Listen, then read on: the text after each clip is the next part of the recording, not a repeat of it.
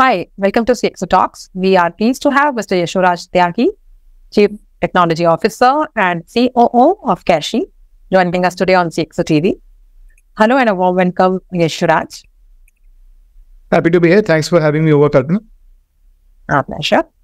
So, Yashoraj, if you can introduce CASHe and its primary mission in the digital lending industry to our CXO TV audience. Surely. So CASHe has been around in this space for almost 7 years now.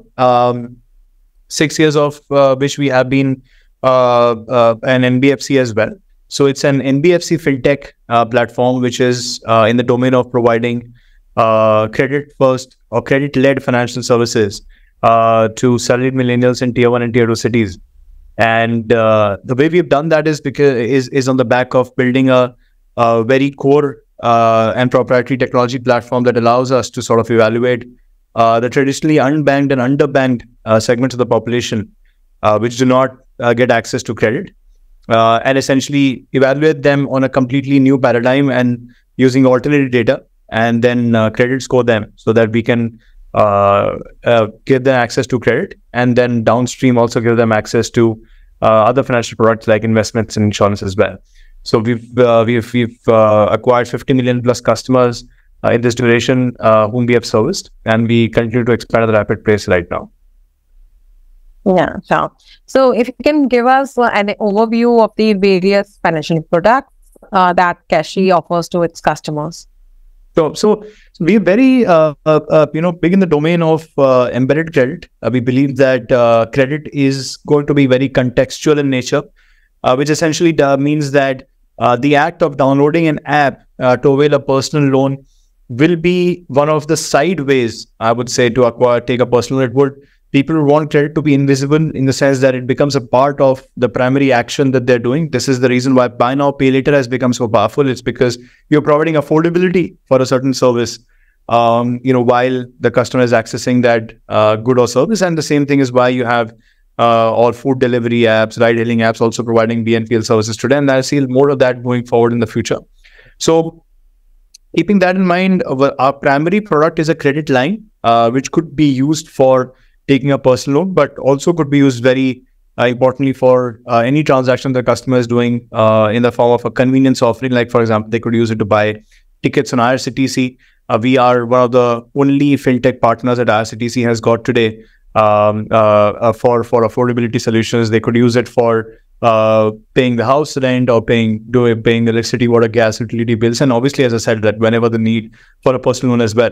And on top of that, what we have done is that we have been able to partner with some very large distribution platforms, like, for example, Google Pay, where we are a very large strategic partner in terms of the number of loans that we give out there. We are a very large partner with people like Airtel Payments Bank, again, where we do embedded lending, and we are able to give out a large quantum of loans there too.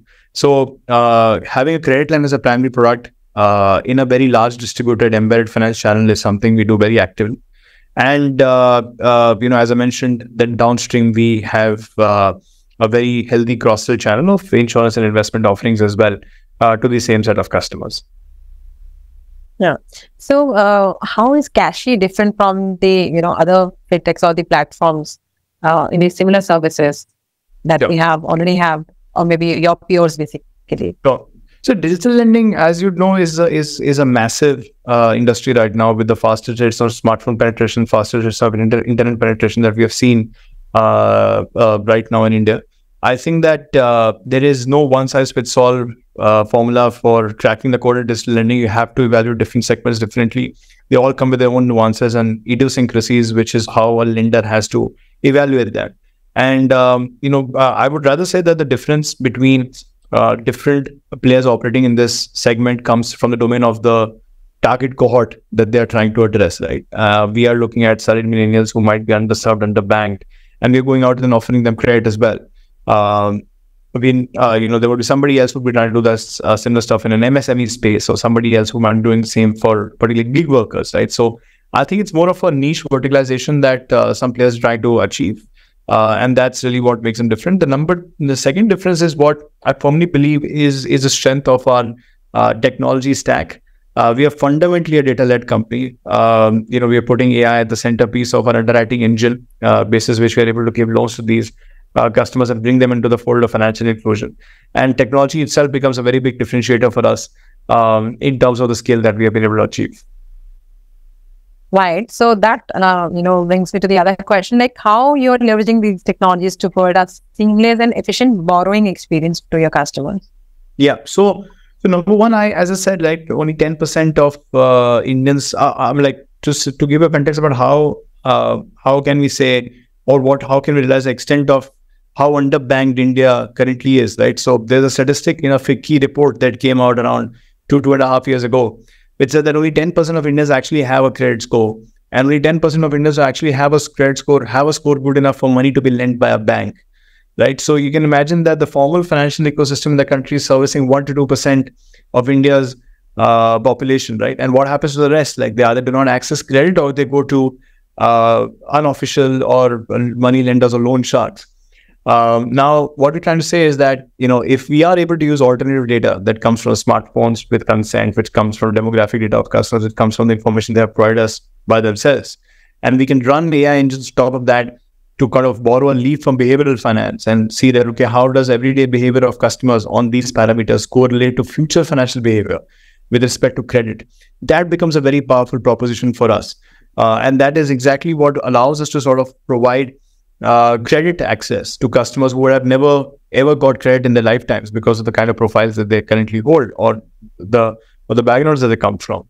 Number two, very importantly, is also the kind of hyper personalization you can drive. I believe that AI was a bubble 5 years ago, and there's been a resurgence of what you would really call artificial intelligence today. You have a lot of customers today who are providing us data sets that are across a range of categories, and which could be very well effectively used for hyper personalizing the experience and figuring out that what is a financial product or service that a customer actually needs, and then offering them that. So yeah, I think that alternative data and then driving hyper personalization on top of it also becomes a very crucial aspect. Yeah. So what is your view on data protection bill that forces fintechs now to invest for a better kind of customer data management? Sure.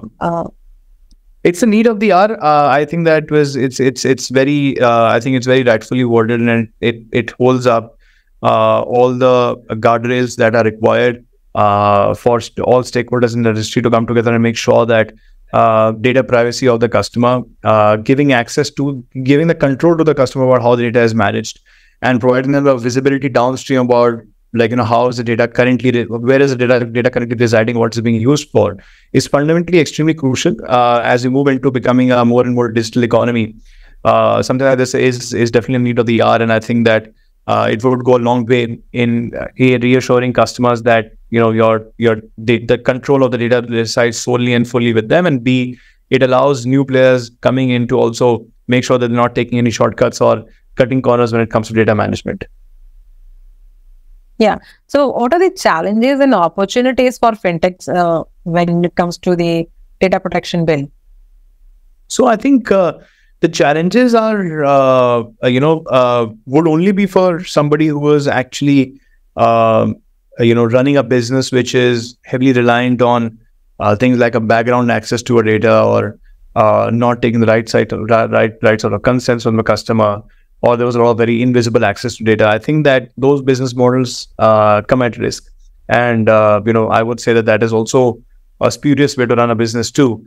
I feel that while it might take time for some other fintechs to fully comply in letter and spirit with the new guidelines, but coming in a quarter or two, I like all the mid and large players, I would see them complying fully to these regulations. And number two, when it comes to opportunities, I think this is a massive opportunity. I believe that this will put a lot of faith and trust in customers to be actually able to come to these platforms, because they would know that these platforms are now following certain measures to make sure that the data privacy is maintained, and access to control usage of data is also maintained with the customer. So what is CASHe's Go digital approach? No, so what we believe is that if we want to sort of expand the pie and go beyond just doing lending in urban areas, we want to sort of go ahead and create a significant mark in terms of financial inclusion in tier 2, tier 3 and beyond areas as well, which essentially we believe happens only with an assisted journey. Because while smartphone penetration is high, internet penetration is high, but awareness around financial services is still not the highest, or at least awareness about how to avail those financial services is not the highest today.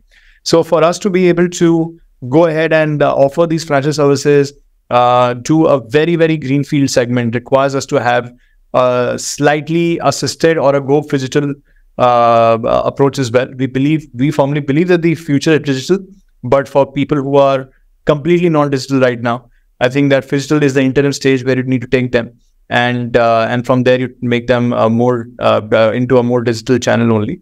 And this is our initiative in terms of expanding the market and getting the next 10-20 million odd customers into the fold of financial inclusion. Yeah. So if you can also elaborate on how Squirrel Wealth's personalized wealth, the wealth management service incorporates various investment options, including mutual funds and digital gold, to create customized plans based on the customer's risk profile and financial goals. So as I said, we want to be a credit-led financial services player, which essentially means that we'd like to use the data that we acquire on a customer during the evaluation of credit to be able to cross-sell insurance and wealth offerings to the customer as well. And that is exactly what Squirrel is aimed to do. We believe that on the data that we have on consumers allows us to sort of create a profile of customers around, what would be the most pragmatic and prudent wealth offerings for them, and then sort of create those customized plans for them and show them that, so that I think that people can make better wealth management decisions for themselves. Yeah. So last but not least, if you can share the information about CASHe's future plans, such as expanding its products offerings or entering new markets. Yeah. So we would want to be, as a credit-led financial wellness platform, a full stack platform to that. And we would want to be in the domain of lending, spending, investments, and protection. And with credit being the hook product for us. And what we have been doing is making significant strides in that direction. So you'll hear a lot about us in these domains going forward.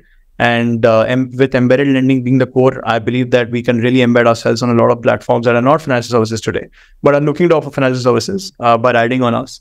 And that's exactly how we look to acquire the next 50 to 60 million customers going forward in the next 1 year. Yeah. All right. Thank you so much, Yashoraj, for an insightful session. And we appreciate your time and wish you and the entire CASHe team a good luck. Thank you. Thank you so much, Kalpana. Glad to be here. For more updates from CXOTV, please like and subscribe to our channel.